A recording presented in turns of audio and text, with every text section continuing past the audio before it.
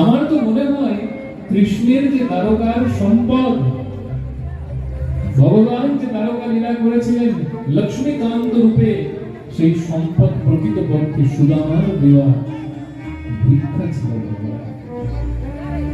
যদি সেদিন ভগবান ওই চানাটা খেয়ে নিতেন, ওই ছোলাটা খেয়ে নিতেন, তাহলে লীলাটা সম্পূর্ণ উল্টো হয়ে যেত। এই সুদামা হতো আর এই কৃষ্ণ হতো উল্টো হয়ে যেত। ভগবান কানের শব্দ শুনে জিজ্ঞাসা করলো, কিরে সখা তুই কি খাচ্ছিস? সুদামা বলল, আরে কানাই কান খাড়া করে শুনছিস তুই? আমি কিছু খাচ্ছি না, শীতে আমার দাঁত কড়মড় কড়মড় করছে, তার শব্দ হচ্ছে। তাই ভগবান বললেন, সখা আমাকে না দিয়ে খাওয়ার অভ্যাস তোর এখনো রয়ে গেল? হ্যাঁ, একবার আমাকে না দিয়ে খেয়েছিলিস, তাতে সারা জীবন ভোগ করবি, আবার আমাকে না দিয়ে খাবি? এবার যদি তুইও না দিতে চাস, আমি তোর কাছ থেকে জোর করে কেড়ে নেব। বলতে ভগবান বললেন, তোর বগলে কি রেখা? না না না, কিছু না কিছু না। সঙ্গে সঙ্গে ভগবান কেড়ে নিলেন সেই তন্ডুলের পুটলি। খুলতে দেখলেন 4 মুষ্টি তন্ডুল। ভগবান একটা গ্রাস নিয়ে গ্রহণ করলেন। আবার যখন একটা গ্রাস নিতে গেলেন, তখন রুক্মিণী দেবী এসে ভগবানের হাত ধরলেন। রুক্মিণী দেবী বললেন, ঠাকুর এই এক গ্রাস ব্রাহ্মণের অন্ন ভোজন করেছো, তাতে তোমাকে নিজের মতো ঐশ্বর্য ব্রাহ্মণকে দিতে হবে।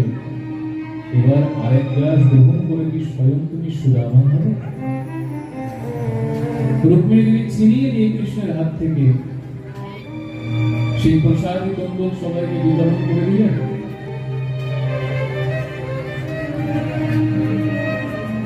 সুদামা মগ্ন হয়ে গেলেন ভগবানের প্রেমে। সারা রাত্রি ছোটবেলার কথা বলতে বলতে ভগবান বললেন, সকাল যখন তুমি যাবে আমার সখীকে একটা কথা বলতে পারবে? সুদামা বললেন, বলো কি কথা বলবো? তখন ভগবান বললেন, যখন গৃহে যাবে তখন আমার সখীকে বলো, আমি বলে পাঠিয়েছি। हो मीठी सो हो गई, पर अब ना ऐसी हो।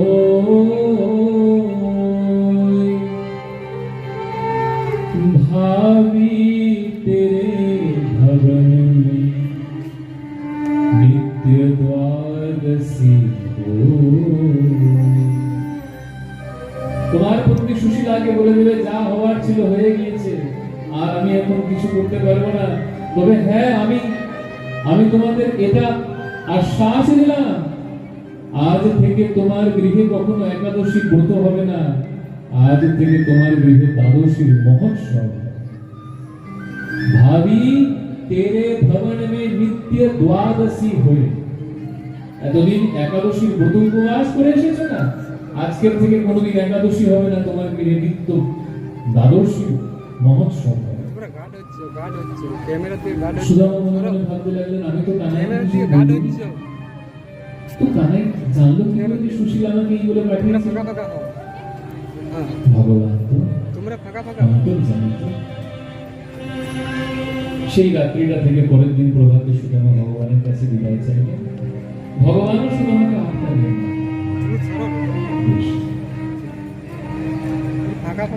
সুদামা যাচ্ছেন, পিছন পিছন কৃষ্ণ উদ্ধব সুদামাকে ছাড়তে যাচ্ছে।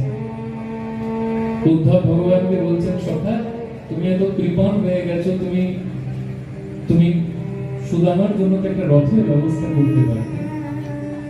ভগবান বলছেন, উদ্ধব রথে করে পৌঁছে দিতে পারতাম, কিন্তু এই ব্রাহ্মণের চরণ স্পর্শ হয়ে আমার দ্বারকায় যে পবিত্র হচ্ছে, এই সুযোগটা হারিয়ে যেতাম। যেখানে যেখানে ব্রাহ্মণের চরণ স্পর্শ হচ্ছে, সেই স্থান পবিত্র থেকে পরম পবিত্র হচ্ছে। ভগবান বিদায় জানালেন। সুদামা যাচ্ছেন, যেতে যেতে ভাবছেন, কোথায় তিনি লক্ষ্মীকান্ত শ্রীকৃষ্ণ মণিকর্তা বাড়ানো, কোথায় তিনি লক্ষ্মীকান্ত শ্রীকৃষ্ণ, আর কোথায় আমি দরিদ্র ব্রাহ্মণ। হয়তো তার সখা বলে হয়তো ওই ব্রাহ্মণ বলে তিনি আমাকে তার বক্ষের মধ্যে আলিঙ্গন করলেন। কত আদর করলেন, কত শ্রদ্ধা করলেন। খুব ভালো হয়েছে আমি তার কাছে কিছু চাইনি, আর সেও নিজে থেকে আমাকে কিছু দেয়নি। কারণ নির্ধন ব্যক্তি যদি ধন প্রাপ্ত করে নেয়, সে ভগবানকে ভুলে যায়, ধনের পিছনে ছোট। তাই ভালো হয়েছে সে কিছু দেয়নি, আর আমিও দুঃখে কিছু বলিনি। তস্যৈব মে শোরিদসৈখমৈত্রী দাস্যং পুনর্জন্মনি জন্মনি স্যাৎ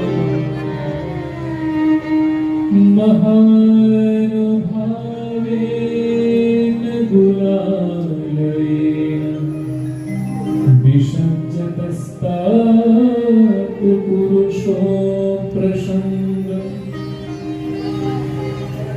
সুদামা মনে মনে ভাবলেন, সারা জীবন আর কিছু থাক বা না থাক, যে প্রেম, যে সখ্য পদ, যে দাস্য ভক্তি আমি প্রাপ্ত হয়েছি শ্রীকৃষ্ণের চরণ কমল থেকে, তার জন্য আমার জন্ম জন্মান্তর হৃদয়তে অটুট অবস্থায় থাকে। হে নাথ, তোমার পাদপদ্মে আমার যে অনুরাগ যেন নিত্য প্রতিদিন তা বৃদ্ধি হতে থাকে, আর আমি যেন ভক্ত সঙ্গ লাভ থেকে কখনো বঞ্চিত না হয়ে যাই।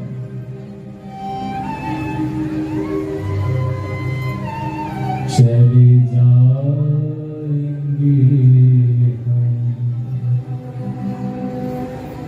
हम बिहारी जी,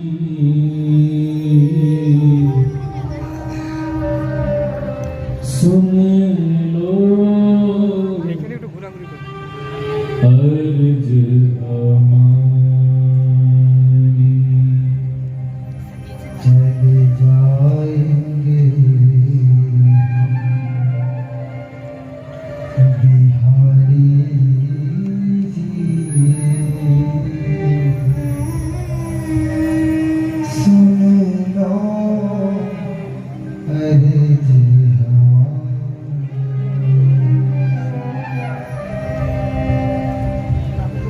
भूल न जाना फिर भी बुलाना, भूल न जाना फिर भी बुलाना। इतनी अर्ज हमारी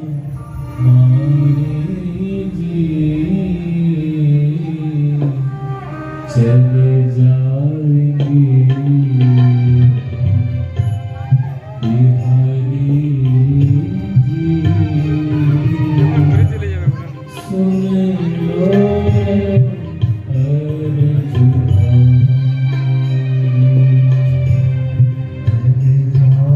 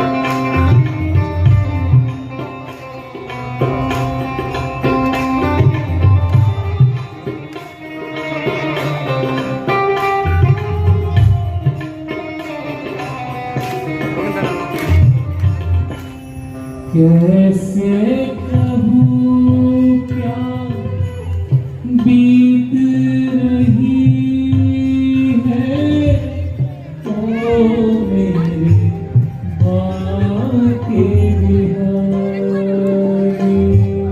कैसे कहूँ क्या बीत रही পরে পরে দিবেন যান না ওদিকে যাবেন ভিডিও করবেন ओ बाके बिहारी।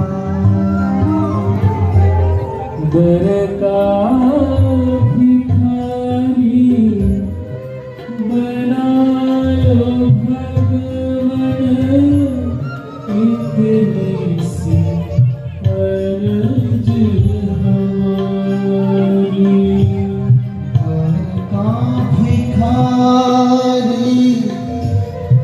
बना लो भगवान इतनी सी अर्ज हमारी। भूल न जाना फिर भी बुलाना। भूल न जाना फिर भी बुलाना। इतनी